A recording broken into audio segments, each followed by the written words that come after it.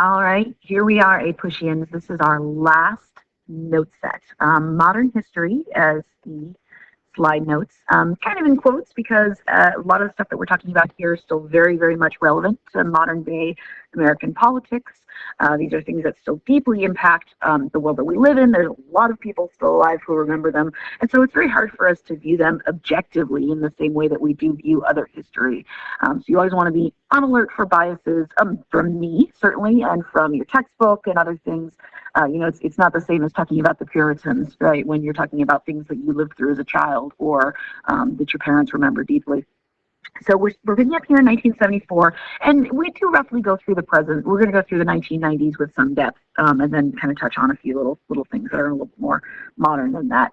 So if you will recall, where we left off in the note set and what this 1974 date indicates is Richard Nixon's somewhat surprising resignation. Nixon is the first president and only president we've ever had to resign, and he did so as a result of that Watergate scandal. And what that leaves us with then is Gerald Ford. Ford was the former senator from Michigan who had been elevated to the vice presidency by Nixon when Nixon's previous vice president, Spiro Agnew, had to resign himself for unrelated problems. And so Ford is in a really unusual position of he's actually never been elected to a national office, right? He wasn't elected as vice president. He wasn't elected as president. He was elected by the people of Michigan to be a senator. And that's kind of it. So it's a weird situation for him to be in. When Ford comes into office, he's got a lot of kind of lingering issues hanging over his head. Watergate itself is still ongoing. Although Nixon has resigned, he could still technically be brought up on charges, right? There could still be a trial. He could go to jail, right, et cetera, et cetera. So pretty much the first thing that Ford does after about a week or two in office is he goes ahead and he grants Nixon an unconditional pardon for any and all activities that were conducted while Nixon was president. So it basically is like stops all of the Watergate investigations and brings that all to a halt for Nixon himself. Ford maintained until the day he died that this was the right thing to do. And looking back on it, it probably was, kind of cut off the controversy and just sort of, move on and look at all of the other issues that are facing the U.S.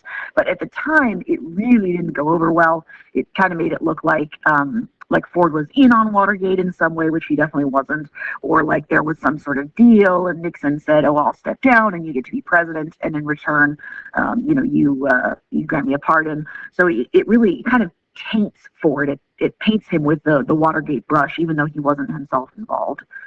On top of that, we're also in that stagflation situation that we talked about in the last set of notes, right? This is rising unemployment and rising inflation of prices. So costs are going up, unemployment's going up. That's not good. As you might imagine, the Democratic Party is going to make some hay off of Watergate, because remember, Nixon and Ford are Republicans. So the Democratic Party makes a bunch of gains. So Ford has an oppositional Congress.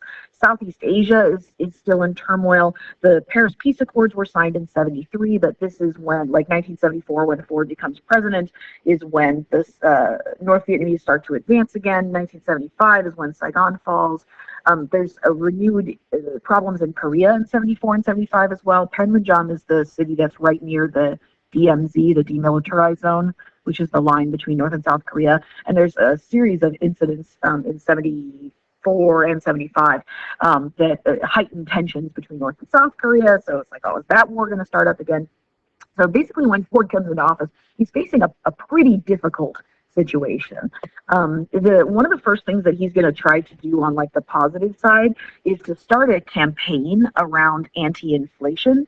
He gives a speech and releases this sort of propaganda campaign called Win Whip Inflation Now. And it was this whole idea of trying to convince Americans to voluntarily like cut their energy usage and switch to a more cost-effective car and, turn the lights off when you leave the room and like those kinds of things. And also to support businesses that were kind of energy efficient.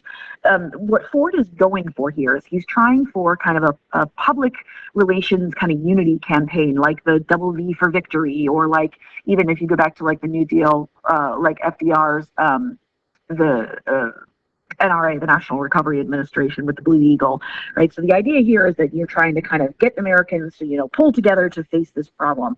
This is the type of thing that historically has worked fairly well, in the 1930s, 1940s during wartime, and it just falls flat on its face in the 1970s. People laugh at this.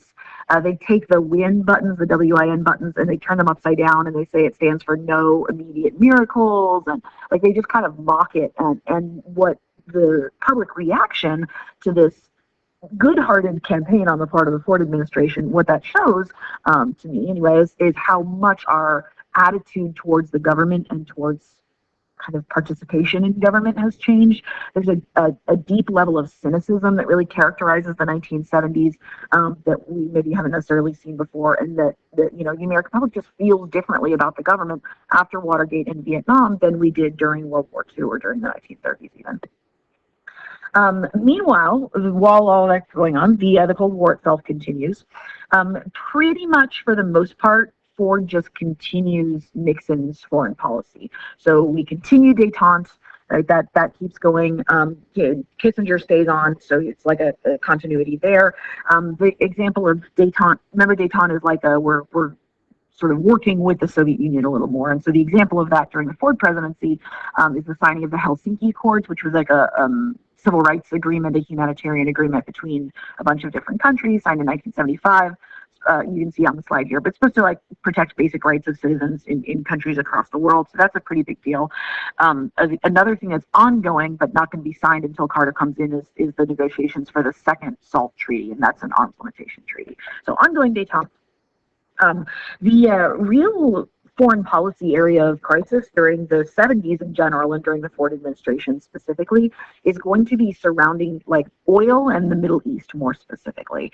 So in 1968, right around the same time Nixon became president, a group of countries in the Middle East, this kind of chunk here, formed an organization called OPEC. Excuse me. And you definitely need to know what OPEC is. It stands for Organization of Petroleum Exporting Countries. And so the petroleum exporting in the part here is this is an organization of countries that export oil, basically, countries that are big oil producers. This is a current map of OPEC countries today. The organization is still around. The original ones were mostly Middle Eastern, and then it's expanded out a bunch as well. And so what OPEC is, it's a bunch of these countries that used to be colonies. A lot of them used to be British colonies. Some of them used to be French colonies.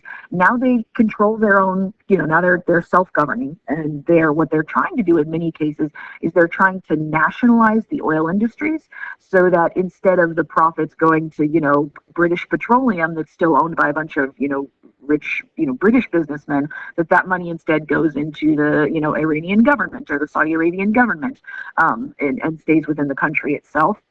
And so OPEC is going to start to kind of flex its political muscles a little in the 1970s. The first time that we see this happen in the U.S. is in 1973. There's a war between Israel and Egypt, mostly, but Syria as well. It's called the Yom Kippur War. It's October of 1973. It lasts for like 2.5 weeks, 3 weeks. And the United States, as we still do and have continually done, supports Israel, right? Remember, we helped create Israel. We are a strong ally of Israel. And so OPEC, which is largely Arab nations and includes Egypt, includes Egypt at this point. OPEC issues an embargo in response to the U.S. support of Israel and says that OPEC countries won't export oil to the United States. And what that does is really, for the first time in modern history, creates an oil shortage in the U.S. So if you look at the graph down here at the bottom of the slide, what you're looking at is oil prices. That's the orange line, oil prices, and then I believe it's oil like availability in the blue, from all the way from 1861, which is like when we started purchasing and selling oil internationally, all the way up to 2011. And so what you can see, aside from kind of the initial like oil boom, basically from the 1880s on, from like the Gilded Age on, the U.S. has been paying really, really low prices for oil. Oil has been steady. Everything else is going up, but oil stays relatively steady. It's even dropping a little. This is the 40s, the 50s, the 60s. Like gas was so cheap, like you just didn't even need to worry about it. We made cars that got like 8 miles to the gallon. And then what you're looking at right here, down the bottom, this spike right here, that is the OPEC embargo. So you see this big spike here in like 1973, and then that's going to die down a little, and then later under Carter, there's what's called the Iranian Revolution, and we're going to talk more about this as like the lead up to the hostage crisis and all of that. That happens in 1979 as well. And there's a second spike, and that's this big, like long one right here in 1979. So there's basically kind of a continuing oil crisis, and then two specific spikes in 73 and 79 that create an enormous amount of gas shortage in the United States. We basically can't get enough oil, gas to satisfy all of the needs of the American public. So, people are running out. There's long lines. At the height of the crisis, they had to ration it so much that you could only get oil on certain like days. If your license plate, started with an even number, you could only get, gas on Monday and Wednesday. And just the general drive of oil prices up and the shortage of oil are going to really impact American industry, especially the automobile industry, as Americans kind of for the first time start to seek out energy efficient cars, like cars with good gas mileage. It's never ever been an issue before, but now it is for the first time. The auto industry is not the only thing that has to change in the 1970s. As our economy in general is starting to shift, this is one of those just like long-term shifts. It's not happening because of Ford necessarily. It just happens to be happening while he's president. Ever since the Civil War, the United States has had an industrial-based economy. So that's 100 years, right? So starting in the 1860s all the way up to here in like the 1970s, our economy has basically been based on making stuff, right? Here's a factory, we're making steel. Here's a factory, we're refining oil. We're mining. Hard, kind of blue-collar job type stuff. But what's starting to happen in the 1970s is that a lot of the manufacturing is shifting to overseas. It's becoming more global. And so we're starting to see the beginnings of a shift away from manufacturing-based economy and towards a service-based economy. Service-based jobs are anything from like upper-level white-collar jobs to like teacher, doctor, lawyer, which require a fair amount of college and extra experience, all the way down to basic customer service jobs, working at Walmart or working at, McDonald's or something like that. Service jobs aren't necessarily better or worse than manufacturing jobs. They're just different. They require different skills. They require different training. Excuse me.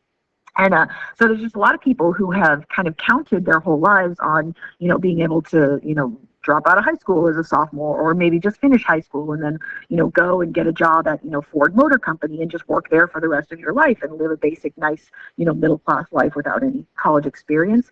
And you can't really do that in a service economy. So we're sort of changing the definition of like what it means to be working class. It starts here in the 1970s, and we're sort of seeing the conclusion of that right now, right? So Pittsburgh, which used to be dominated by the steel industry, is now not anymore. The steel industry has largely shut down and go overseas. The coal mining jobs in like West Virginia and Kentucky and places like that, those are basically gone. It starts in the South and the Rust Belt. These are the communities up here. Those are the ones that feel it first. And then it's kind of come down to the South in the last maybe about 20 years or so. North Carolina's textile mills have begun closing, and again, that type of production is shifting overseas. So the 1970s marks, again, the beginning of a long-term shift in our economy that really confuses a lot of people and creates a lot of problems for people who are sort of more accustomed to the old style of the economy. Okay, sorry, continuing. So the changing economy is not the only thing that's changing in the 1970s. Our general sense of like the possibility of individuals changing the world changes as well. I already mentioned this, a little bit, but just to re-emphasize the kind of counterculture movements. Most of those start to die out in the early 1970s. 68, 69 is kind of the height of a lot of that stuff. And then like 1970, 1971, a lot of the groups start to die out, start to fade away. The Manson family murders, the Altamont Speedway incident in 1969, all of those kind of chisel away at this, again, kind of hippie counterculture, change the world type activism. And in the 70s, when we look at kind of youth culture in the 70s, it's a lot more individual focused rather than focused on changing the world. In the 70s, we get a lot of interest in like personality tests and psychoanalysis and, kind of that that type of activity where you're examining yourself rather than sort of trying to save the world. This is not unilateral, of course. Some of the social movements do continue. I've got the environmental movement mentioned on here. That'll come up in some more detail a little later. The gay rights movement continues, although it's stronger in the 80s. So there is definitely some stuff still going on, especially in the early 1970s, but it is going to die down as the 70s go on. So Ford comes into office in August of 1974 when Nixon resigns. So he serves all of the rest of 74, about half the year, and then all of 1975. He's president for about 2.5 years when the 1976 election starts to ramp up. And it's been a troubled couple years, but Ford himself, I think, is generally still fairly well liked. The Democrats are very smartly going to decide to run against him, someone who is an outsider, right? Someone who is not connected to Watergate at all, not connected to Washington even at all, and can bring with him sort of a message of, reforming Wall Street, not Wall Street, reforming Washington, and bringing kind of an old school sensibility back. They decide on Jimmy Carter. Carter is the one-term governor of Georgia. That's pretty much his large political experience. He's like in the middle of his first term as governor of Georgia. He himself is a deacon. He's a Christian preacher, and he more directly, he owns a large peanut farm, almost like a peanut plantation on his family's land in Georgia. So he's sort of like a good old boy from the South. He is very deeply and genuinely Christian, and brings this kind of like, aw shucks, let me shake your hand type feeling to the campaign itself. And so this battle between Ford and Carter in 1976 is actually, it's closer than you might think, which I think is a credit to Ford given how much he was carrying. Here's the 1976 electoral map. All of the blue is Ford and all of the red is Carter. Significant thing here, this is the last time all the way from like 1976 to modern day that the Democratic Party has won the South. So this is Carter himself was a Southerner. I think he appealed to a lot of kind of Southern values. Again, he was from Georgia. And so he is going to be the last Democratic presidential candidate to win Southern state like electoral votes. And ever since then, the South has gone pretty solidly Republican. So he wins the South and he wins enough other states to carry a majority in the Electoral College. And the popular vote's fairly close, as you can see. So Carter comes into office again on this sort of promise of change and like small town American values brought to Washington and all of that. And the problem that he's going to find himself facing is that he largely doesn't really know what he's doing. Not at this level anyway. He doesn't have the level of like government experience that he may be needed. So when we look at his response to the economic crisis, for example, if you take a look at all of the stuff that's on here, what you're seeing is a lot of different strategies and a lot of different attempts. He starts out by like increasing government spending in some ways. Like, okay, that's classic Democrats, classic Keynesian, like the New Deal. But then at the same time, he's going to initiate a series of deregulation campaigns. Deregulation is exactly what it sounds like. It's removing regulations from industries. The idea being that if you do that, industries will be able to function more freely and be more competitive and drive the economy. Well, deregulation is really a conservative or a Republican idea. So that doesn't please the Democrats. So are we big government or are we small government? Like, what are we doing here? During the 79 gas crisis, he's going to place price controls. That's super big government. And what people start to get the sense, I think, with, I say, a year into the Carter presidency, that he's just sort of like throwing stuff at the wall to see what sticks. There's an impression, whether it's true or not, again, that he really doesn't have a solution for the economic crisis, that he doesn't know how to solve it, and that he doesn't really have like a concerted plan. In 1979, Carter gets on television to give a big speech on energy and the economy and just sort of like American life. It comes to be called the malaise speech, which is a word that he doesn't actually use, but that generally means like kind of a lack of caring or a lack of enthusiasm, a general feeling of kind of sickness and sadness. And in it, he talks about the fact that American life in the 1970s is like that we are too cynical and that we are too critical and too consumerist. It's almost a critique of like Americans themselves as being part of the problem for this crisis. The speech is kind of mediumly received. Some people really like it, some people don't, but there's no follow through whatsoever. I think it's winds up being basically perceived as Carter just sort of blaming the American people for the problem rather than trying to take some productive action to solve it himself. So overall, in general, when historians rate Carter today, not a very good grade in terms of his economic response to the crisis. During the Carter administration, one of the things that's going to kind of take center stage that's not him directed, are environmental issues. I think I mentioned this a couple times, but one of the things that really drives the environmental movement are disasters. So, the EPA was founded after the Santa Barbara oil spill. And here in the late 70s, we have two big disasters that are going to drive a lot of public attention and then create some new laws as well. In 1976, a bunch of residents of Love Canal, which is a suburb in upstate New York that was built in the 1950s during like the suburb boom, residents of Love Canal find out basically that their homes and their school, the elementary school, has been built on what was an old like toxic waste dump for a nearby chemical plant called Hooker Chemical.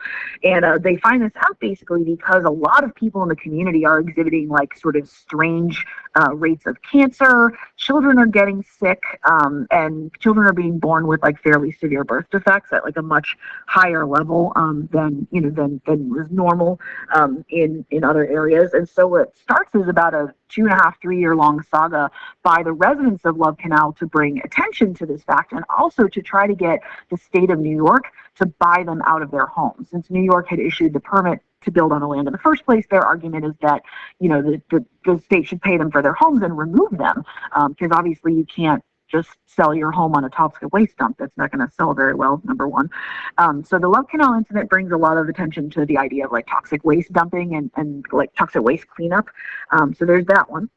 The other thing that happens in 1979 is that a big nuclear reactor in Harrisburg, Pennsylvania, is called 3 Mile Island. This is it right here.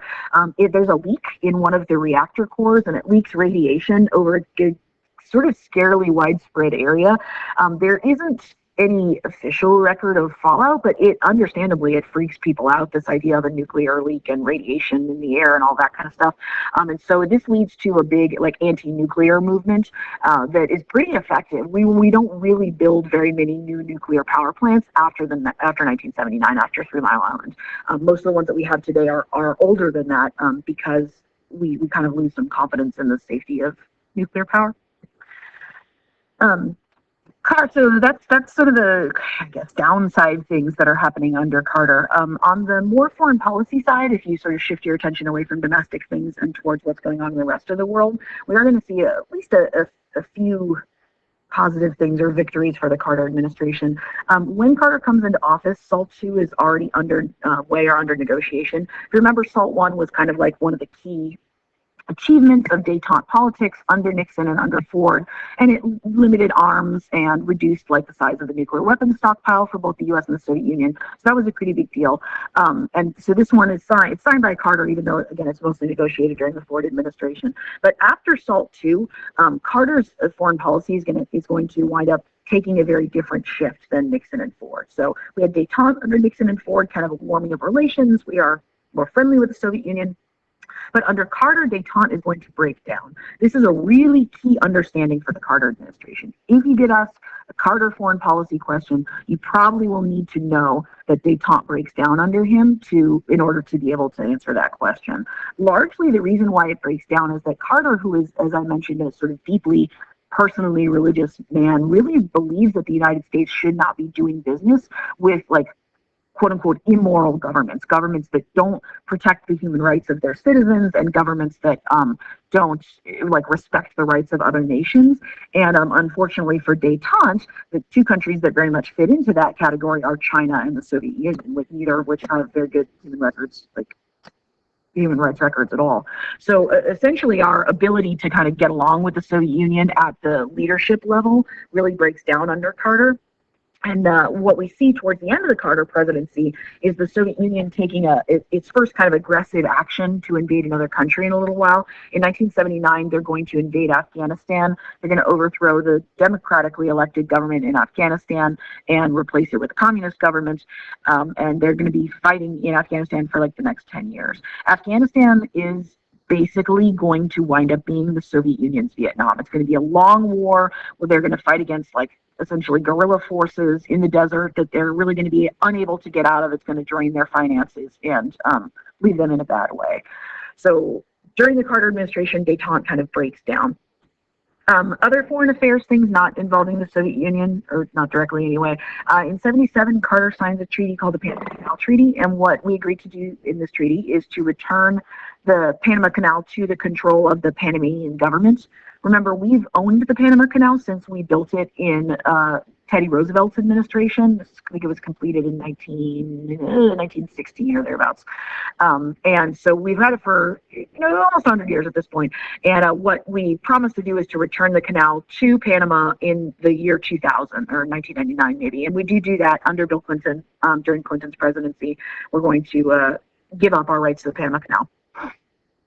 The thing that Carter is probably most positively known for during his whole presidency is what's called the Camp David Accords that you see up here. And what this is there had been some ongoing war since the Yom Kippur War. There's been sort of ongoing conflict in the Middle East between Israel and Egypt, those two countries. And what Carter does is he calls together the leaders of both countries. Israel's headed by a guy named Menachem Begin, and Egypt by Anwar al-Sadat. And he calls the two of them together to the presidential vacation home. It's called Camp David. It's in Maryland. It's just like if you're president, you get to live in the White House. If you're president, you get to vacation at Camp David. And what he does is basically keep them there for, I don't know, it's 12 days or so, while the three of them together try to hash out a treaty that will bring an end to the hostilities between these two countries. It is eventually successful. It's a really big deal. It brings sort of peace to the Middle East, at least temporarily. Carter's going to get the Nobel Peace Prize for this. And this is definitely the crowning achievement of the Carter presidency. If you're trying to look at good things that happened under the Carter presidency, the Camp David Accords would be definitely exhibit one. Kind of ironic then that arguably the worst failure of the Carter administration comes in kind of the same area of the world, also out of the Middle East, and that is the debacle of the Iranian hostage crisis. So in 1979, this is, oh, by the way, this is the other thing that causes a big oil spike in the U.S. So this is, we're going to talk about the foreign policy part of this here, but this has a domestic impact as well on our oil prices. So you may recall way back when we talked about Eisenhower in the 1950s, that one of the things that the Eisenhower administration did was use the CIA to kind of support and topple governments, based on whether they were friendly to the U.S. or not, communist or not. And so one of the governments that the U.S. had supported, even though it wasn't maybe a great government for the people of Iran, was the government of this guy here in his full military uniform. That's the Shah of Iran, or the King of Iran.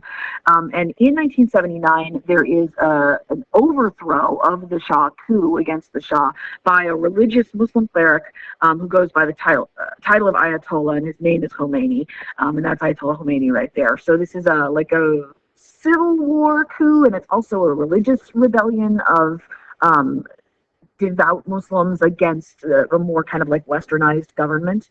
And the Shah of Iran flees to the United States. So when the coup happens, he leaves Iran and comes to the U.S. He's sick. He's got some sort of cancer. He wants treatment, and he also wants refuge. And what Khomeini demands is he demands that the United States return the Shah to face trial. They essentially want to put him on trial and execute him. Carter refuses to return the Shah of Iran, who is a longtime ally of the United States. And is, we also just don't want to return him to be executed, which is definitely what's going to happen. And so as a result of this, we're essentially going to see a overthrow of the American embassy in Tehran. So you guys might be familiar with this. There was a good movie that came out about it not all that long ago called Argo. If you saw that, that's what this is. But basically, protesters surround the American embassy in Tehran. They break over the gates, they break through security, and they take hostage all of the Americans that they find inside the embassy. So these are diplomats and people who work for the embassy in general. 66 taken hostage, 14 are released for various reasons, a couple young kids and people who are sick and things like that. But 52 Americans are going to be held hostage from 1979 into 1980. They're going to be held captive for 444 days. That's over a year. It's a really, really long time. And Carter spent the last year plus of his presidency trying really, really hard to get the Iranian government under Khomeini to release these American hostages. This really, really doesn't look good for the United States that we have, our citizens are being held hostage and we can't get them out. It makes us look weak. They stage a rescue attempt and it goes awfully. Two helicopters collide in the desert and a bunch of service members die. We're just not really able to resolve this in a decisive and strong seeming way. And so to a lot of people, both inside and outside of the United States, this makes us and Carter in particular appear very weak. Khomeini really, really hates Carter by this point. And so he's actually going to refuse to release the hostages until the literal, like the day, the hour of Reagan's inauguration. So as soon as Reagan like places his hand on the Bible and, swears in as president, they put the hostages on a plane and they return them to the United States. So it becomes kind of like a personal struggle. While the hostage crisis is going on, while we're trying to negotiate back our hostages, we're in the middle of the 1980 election. Carter, I don't think his heart is really in it necessarily. He's trying real hard to get the hostages released. I think the tide is against him definitely politically. And the Republicans are going to turn to the former governor of California, as governor of California in the 1960s, and former kind of B-rate movie actor, Ronald Reagan. Reagan is kind of the darling of the neoconservative movement that's been growing for a couple of decades now. And he is going to be elected pretty handily in 1980. I think, I'm not 100% sure, but I think this is the worst defeat of a sitting president that we've ever seen in American electoral history. So it's not a good look there for Carter. Is very decisively ousted in 1980. And even when you look at that's not a very strong popular vote showing there either. So Reagan comes in 1980. Bringing with him the rise of conservatism. Reagan himself is a really interesting figure. He's the oldest president that we had ever elected, and he is, he has started his career relatively liberal, but has become sort of a strong point of the neoconservative movement. He is a very good public speaker. They call him the great communicator. Sometimes he is very well regarded in terms of his ability to kind of communicate information, etc.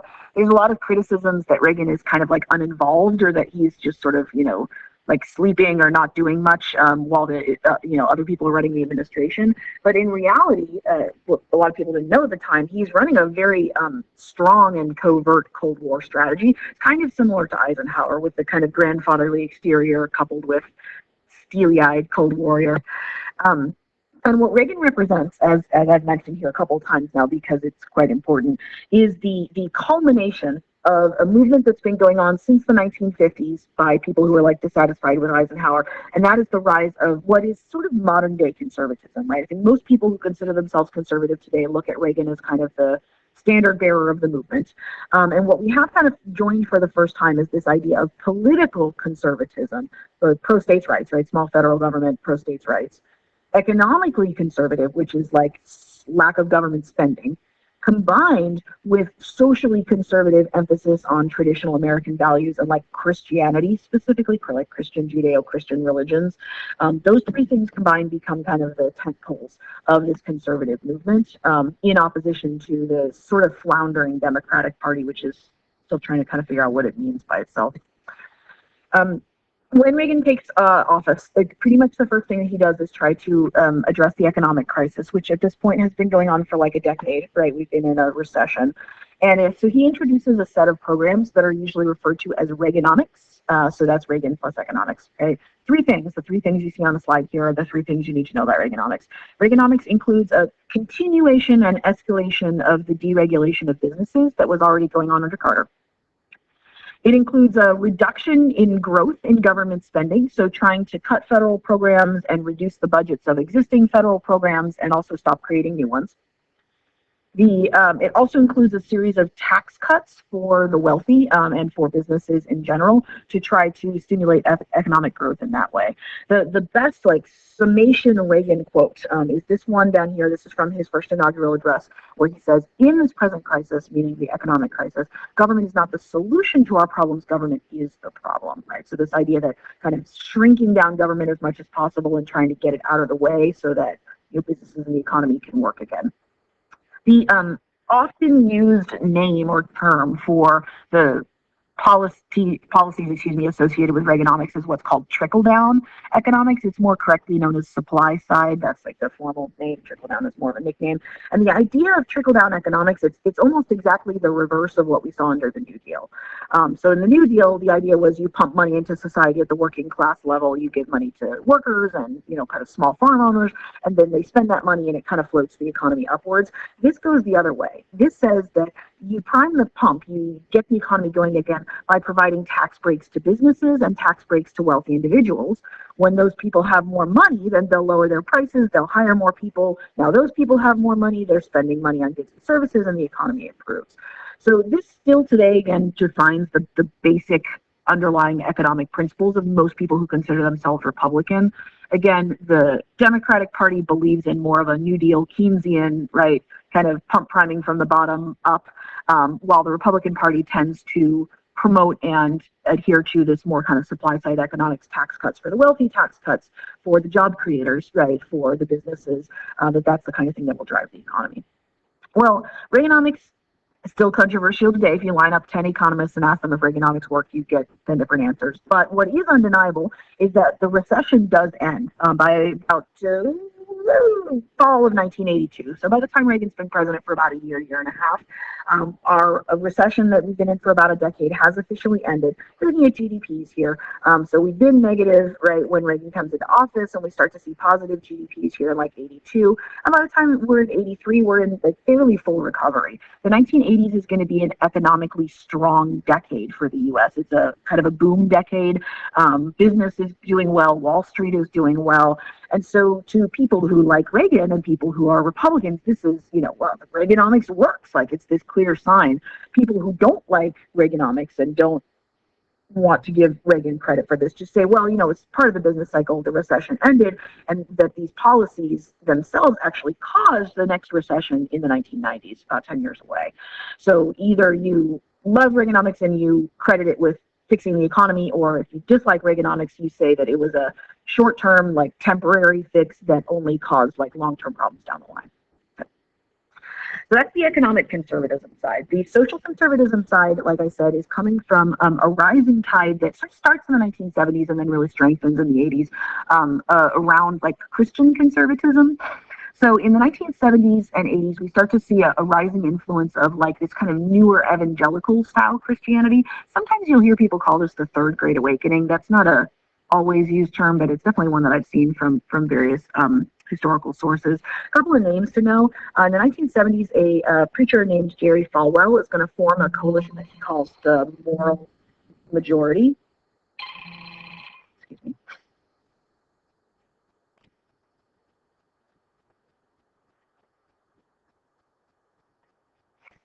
So Falwell and the Moral Majority. Falwell was a Baptist preacher, a Baptist minister, who founded this organization called the Moral Majority in the 1970s. I think the 1976 presidential campaign specifically, to try to like rally Christian, evangelical Christians especially, kind of behind the Republican Party. We see a rise in like televangelism, that's evangelists on TV. One of those who's particularly well known is Pat Robertson, and in 1989 he founds a political organization called the Christian Coalition that's basically like for the same purpose. And so what we're seeing is just sort of this rising tide of influence of the kind of quote unquote moral or Christian right, as it were. The religious right and the Republican Party become very closely tied in the 1980s. This is when they sort of make that association. There's been a lot of more liberal court decisions in the past 20 or 30 years. I got the two linked down here, Engel versus Vitale and Roe versus Wade are good examples that have made a lot of people who are kind of traditional Christian values type people feel like the government's going in the wrong direction. And so this kind of moral majority religious right really it taps into that and comes into kind of full flower in the 1980s here. Some other social issues of the 80s, there's some movement in a couple directions on women's rights. So in many ways, the 80s is a positive decade for women overall. We're sort of, again, the feminist movement's relatively successful. We see a lot more women in the 80s moving into business roles and into government roles, even to some extent. This is Sandra Day O'Connor, was the first woman appointed to the Supreme Court. Ronald Reagan appointed her in 1984 or thereabouts. But at the same time, you also have the kind of conservative backlash against feminism, and that shows in the defeat of the ERA. So if you recall, the ERA was the Equal Rights Amendment that was passed through Congress, promoted by the feminist movement in 1972. And the idea was that Congress passed it, and then it had 10 years to get ratified by three-fifths of the states. Well, by 1982, a lot of states have ratified it, but it's still like 3 or 4 states short. And at this point, there's several groups, but the main person whose name you need to know is this lady here. Her name is Phyllis Schlafly. That's her right there.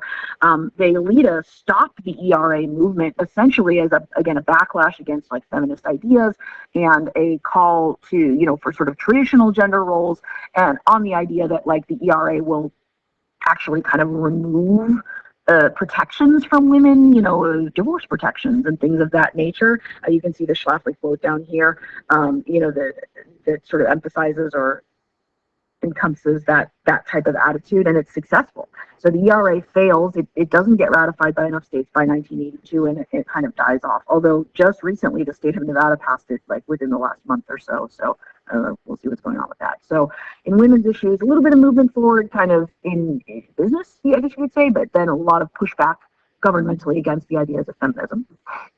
Another big social issue in the 1980s is the war on drugs.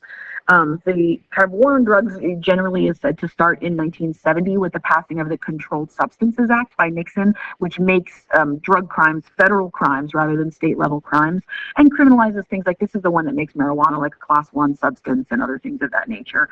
So we've seen a lot of a big increase in enforcement of the federal level drug crime laws in the 1970s.